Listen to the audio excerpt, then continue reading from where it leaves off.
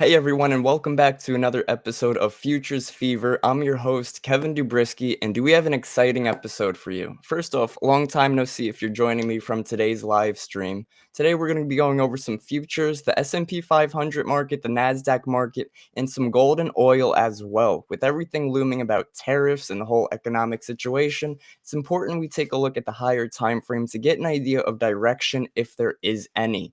So let's break it down. I'm going to show us some slides first of some information and give you guys some tips and tricks on how to pass an evaluation account with Apex. So what's on today's agenda? We're going to go over how Apex Trader Funding works, account sizing tips, and some live market insights and trade setups. I'm also going to review some setups that I took today myself on the S&P 500 ES futures. So, why trade with Apex Trader Funding? Apex Trader Funding provides traders with funded accounts once we pass our evaluation. So, we have to gain the trust from Apex that we're consistent, we know how to manage our risk, and then they give us our funded account with the ability to take out payouts. We get access to firm capital to trade with futures markets. So, we're not trading stocks or options, we are trading futures. We earn up to 90% of profits, and that's after the 100% of the first 20 grand we make. This is sort of what makes Apex stand out too. They let you keep that 100% of the first 20K. Really awesome. Great that they provide that. And they are running a sale as well. So we get to trade with a little peace of mind. We're not putting our own capital at risk when we're trading with Apex. We're using the firm's capital, and a lot of times it's even a paper account, so it might not even be real market capital. So cool, calm, and collective. We trade our system, we trade thoughtfully, and we don't trade emotionally. It's a simple three-step process. The first step is we complete the evaluation. So you purchase an eval account, whether it's a 25K account with a target of 1500, a 50K account with a target of 3000, or so on. We have to pass our evaluation account, and then they give us a funded account. Now, let's say we have a 50K account, we bring it to 53,000. Well, then they're going to give you a funded account once that day closes out and start you back over on a new fresh 50K. Once you're on the 50K, you're going to grow this account. And once you pass the threshold of the trailing stop, so the trailing stop on the 50K is 2,500. So you would need to bring your 50K account to 52,600, and that would bring your trail stop to 50,100. At that point, the higher your account goes, the larger the cushion you have because your trail stop locks in at 50,100. And cash out. Keep up to 90% of your earnings. There's no long-term contracts. There's very flexible rules and a very scalable opportunity. Whether you're scaling into more contracts on the same one account, or you're looking to trade multiple accounts, they give you that option as well. So if you're more comfortable taking small scalps, you're looking for 100 or 200 a day, you could duplicate that on up to 20 Apex accounts. Now imagine you're making 100, 200 a day. Might not sound like much, but if you start to really look into it, you duplicate, you 5x it, you 10x it, you're really starting to make a lot more, even while looking at very little risk. And again, we're not trading real capital, we're trading with a prop firm. So tips for the 25K account. The trailing stop is 1500 with a target of 1500. So the recommended size and risk per trade, guys, really wouldn't look to risk more than $100 to $150. The reason for this is so you could take a couple consecutive losses and not feel the emotional FOMO to need to make it back. Whenever we have that FOMO and feel that need to make it back, that's when we end up losing more and more and more, and we're no longer trading with our system. That's when we have to really realize that we're not trading anymore, we're gambling. And as gamblers, we shouldn't be in the stock market, we should go be at the casino. But as traders, we should be following our system A, B, and C. Now, I did want to mention at $100 risk, that gives you up to 15 losses in a row. Now, obviously, with $100 risk, if let's say you have a $200 reward, a 2 to 1, that will also help keep you in play because you're risking 100 to make 200. That would require then about 7 correct trades in a row or 15 losses in a row to either blow or get funded. So you either need 7 wins in a row or 15 losses in a row to either take you from funded to crashed account. So 150 would be increasing the risk, then you only get 10 losses in a row, so it's definitely something to consider. Now, when it comes to the 50K account, a lot of people start with this one. It has a trailing stop of 2,500 with a target of 3,000. Recommended risk per trade on this one's going to be the same, guys, 200 to 250. Why? Because on our higher end, the 250, that gives us 10 consecutive losses in a row. If we are taking 10 consecutive losses in a row while following our system, then maybe it's time to rework our system a little bit. But we shouldn't be taking that many losses as long as we follow our rules. When we have our rules in the market, we have a pre market plan and we're ready to take advantage of it. Tips for the 150K account. Now, guys, look at the difference between the trailing stop on the 150 and the trailing stop on the 50. It doubles the trailing stop, but it triples the target. Now, the target went from 3,000 to 9,000, while the trailing stop went from 2,500 to 5,000. So now we're taking a little more careful of our trades, and we have to win even more trades to hit our target. So if you are getting started with a prop firm, I would usually recommend starting on maybe a 25K or a 50K account because these are much more evenly split and you're able to trade with these without any type of emotional or FOMO type of barrier. So they are running a major sale, and guys, make sure you stick around because we are going to be running a huge giveaway. So whoever wins the giveaway gets a free Apex evaluation account. So they are running 80% off with promo code FEVER. This ends tomorrow at midnight. They also have a 125 one-time PA fee on any account size. This is a huge sale because usually the one-time PA fees, and now this is the lifetime for the price action or the funded accounts, they're usually about 160 and higher. So for them to bring it to 125, along with the evals also being at 80% off, they really are helping us as traders to have a very low cost to a very high reward. The 150K to 300K evals are all priced down to 297 from originally, I believe, 4, 5, 600.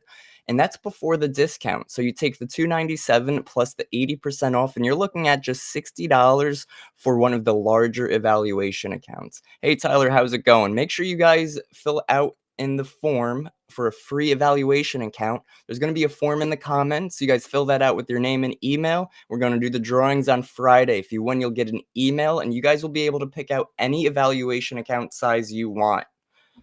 Apex has paid out almost $430 million since 2022.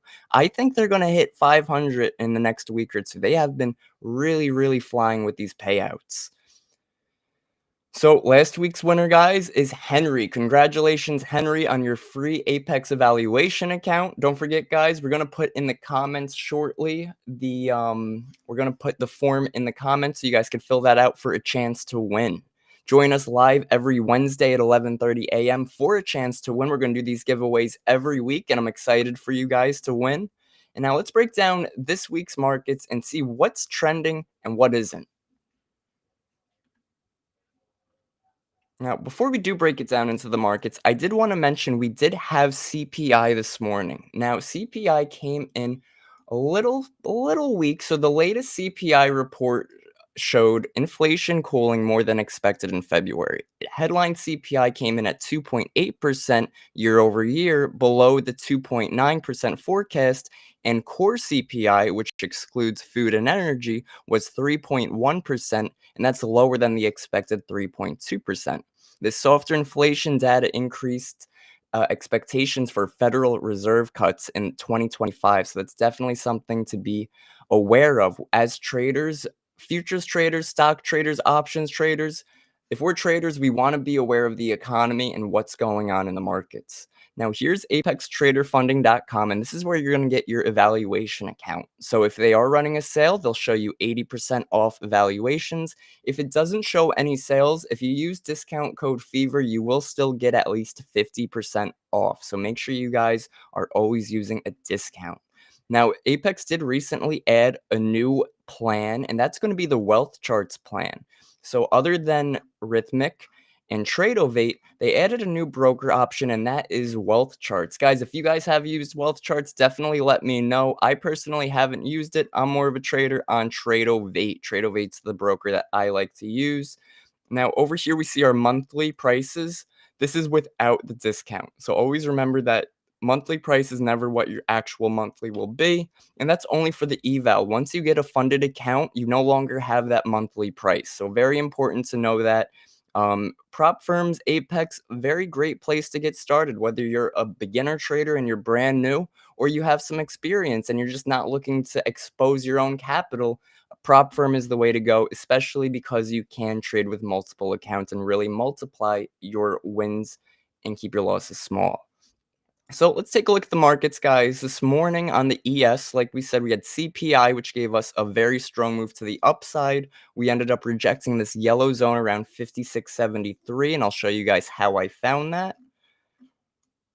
So this yellow zone right here on the 30-minute time frame is a breaker block. So at some point this was a demand zone. We reversed and moved higher from this point, but when we broke it today, or we broke it on Monday, I should say, it becomes a breaker block. So demand gets broken, it turns into supply. Support gets broken, it turns into resistance. Guys, don't forget, hit that like button. I do appreciate you all for tuning in, and make sure you fill out that form for a chance to win a free Apex account. So as we see, we've been very range bound. Now, if we start on the daily time frame, the clear trend lately is bearish. We went from the top of this recent range all the way to the bottom, crashing through, and we have found some continuation since then. So I really was being careful on any longs I was looking for because I knew overall we were looking to the downside. We were even getting economic news feeling bearish, i.e., CPI data. So with all of that being said, us breaking the range, us moving lower. This area that says Trump, this is the zone and the area where Trump was elected, and the market gave us a strong rally. And that also held as a recent higher low for the bull trend. So once we got a strong break and close of this, I knew that more likely than not, we were on our way lower again. And that's exactly what we got. We got our second leg lower. We're sitting around 55.90 right now on the ES. So if I was looking for any major key levels, I'd probably look to see this 55.34. Now, this is a major key level because we're looking at the daily time frame now. This wasn't found on the hourly or the 15. This is found on something much higher than that.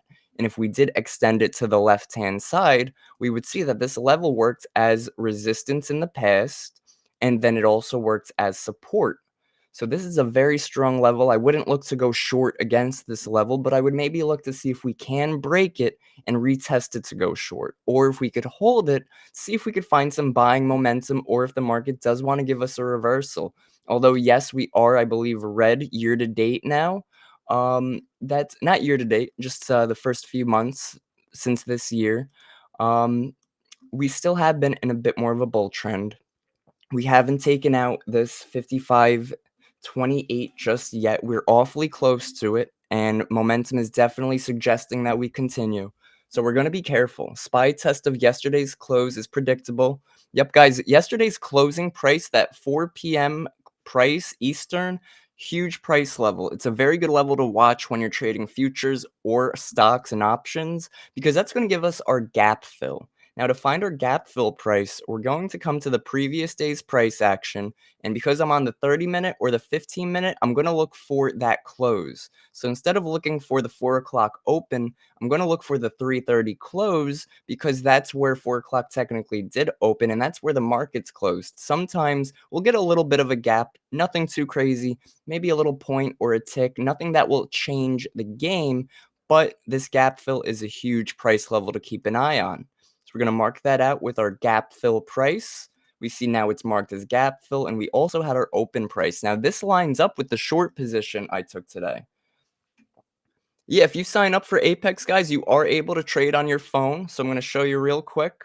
Apex, when you get a TradeOvate plan, you're able to connect TradeOvate to TradingView. So if you open your trading panel, you'll see that gives you a long list of different brokers you could use. Iron Beam, Bitstamp, Optimus, EdgeClear, Awanda, and TradeOvate. TradeOvate is the main broker I use for futures and for prop firms. So you would click this, and then it would ask you to log in. And you could do the same thing on your phone. If you have the TradingView app, you could link your broker to it on the app as well and place your orders right on TradingView instead of TradeOvate. In my opinion, it is a bit more clean because we're able to right click and then hit create limit order. And when we do this, we're able to create this exact trade setup where we would sell here, stop loss there, and exit right here. And without this, we would have to sort of figure out, where's my entry, where's my stop loss without this tool. And that's sort of harder to gauge risk to reward. This tool is a huge help. Yeah, you already use Trade-of-8? That is awesome. Yeah, so you could definitely get into Apex. Don't forget, use discount code FEVER for that huge discount they're running right now. 80% off evaluations plus $125 for the PA fee. So something I do notice on the ES lately is the afternoons we've been rallying. Now, no matter how strong we sold off in the morning, we end up rallying here around 1:30. We end up reversing here already today around 11. This is on the 15-minute time frame. We see on this day was Monday. We end up reversing for the 3 o'clock power hour. Even here the day prior, 12 o'clock, a reversal back to the pre-market highs. So definitely something to consider.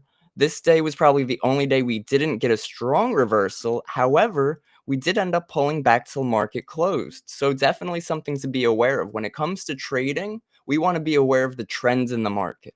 Not trend of direction, but trend of continuation and consistency. Is the market consistently rejecting supply? So I'll be looking for shorts. Is it consistently breaking previous day low and closing red? What is the market consistently doing so we can look for that, right? We want to look for clues in the market. We never want to force anything. We want to listen. It's almost like speaking a foreign language. When we learn the market, we're here to listen. We're here to learn. We're not here to make it work. We're here to watch it work. Now, I did want to look over gold as well. Now, gold also created the data high and data low from the CPI data. Now, first thing gold did was it struggled. It made its way lower. I had this red zone here. I'm going to delete that. That was an area of interest on Bookmap. So it was a low volume shelf on the volume profile. And as we see, whenever price did come into that area, we consolidated and we struggled. So this was a point of consolidation before we squeezed lower. And then it was a point of consolidation before we squeezed higher. We broke data low. We even broke pre-market lows here. And we ended up reversing, creating an inverse fair value gap, which would be this fair value gap right here. Once we close above it right here, that would make this an inverse. So we're going to make that a different color so we know that that is different. Make it like a turquoise. And then we created a new fair value gap over it once we got that close above it. So that would sort of confirm our long positions in this zone right here if we weren't using any type of order flow tool. And that also lined up with our data low range. So a lot of things lining up. And this is exactly what I mean when looking for trends and looking for ranges. We want to find levels that correspond with each other, that co-align with each other, that we could take with confidence. We don't want to be guessing in the market. We want to be confident in the market. We don't want to be arrogant. We want to be confident. So gold gave us a nice strong trend. If we do look at it on the daily, gold has been struggling between a daily demand zone and a daily supply zone. Now, something I would note most importantly is that this supply zone, we tried to reject it 1, 2, 3, 4 times on 4 separate trading days. Each time we tried to sell off, look what happened. Buyers brought us right back. Buyers brought us right back. Buyers brought us right back up until this recent break lower into this demand zone where we ended up pushing higher again. So something I would look for on gold is for us to continue higher. I'm looking for bulls or buyers on gold going forward.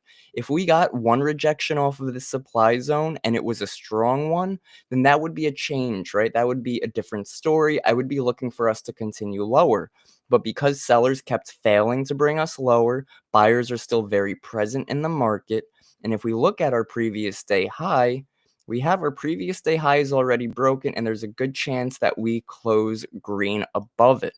Now, I do like to use the tool Edgeful. I don't think I have it up right now, but it is a statistic-based platform, and it sort of tells me what are the odds that we close green when we break previous day high, and what are the odds we close red when we break previous day low. And it is a huge help when it comes to trading something like crude oil or gold, even something like ESNNQ. Now, speaking of oil, oil has been in one of the strongest downtrends I've personally seen on oil.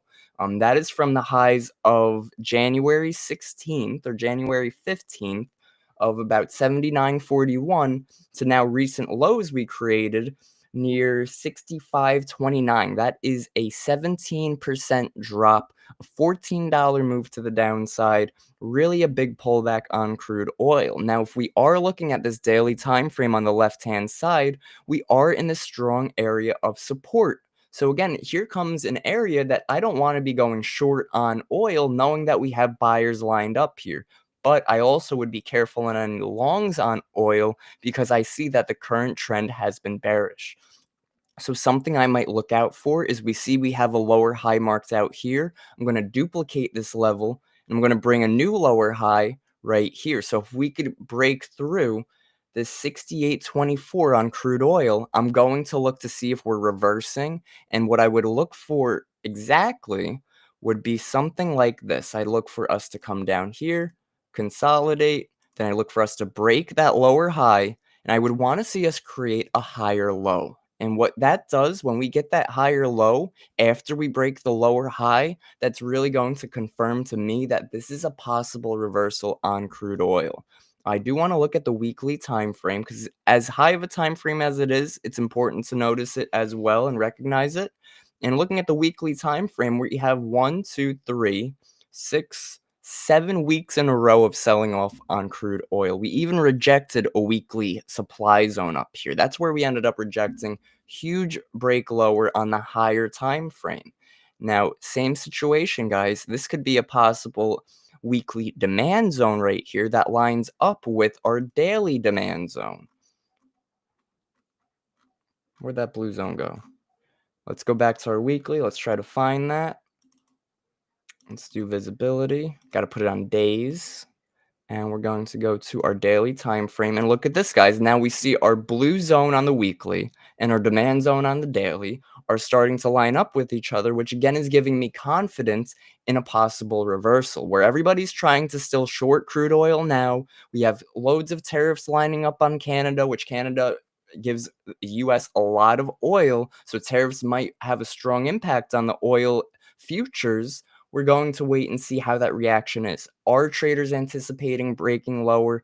They have been. Okay, well, are they still continuing lower? Okay, well, at this point, with this consolidation, with this current price action, it looks like there's hesitation. It looks like institutions do not know if they want to keep dropping crude oil like this. Crude oil hasn't been below that 65 price level in quite some time, let alone the 60. What are we looking at right here? This is 64.83. So that's a major price level for me, and I'm even gonna mark it out as major. If we're able to hold that price level, then I'm really gonna be looking for buyers on crude. If we are able to fail it, then we might be in for a strong move, a second strong move to the downside on oil. We might even see these lows from September 2024 around 61.58.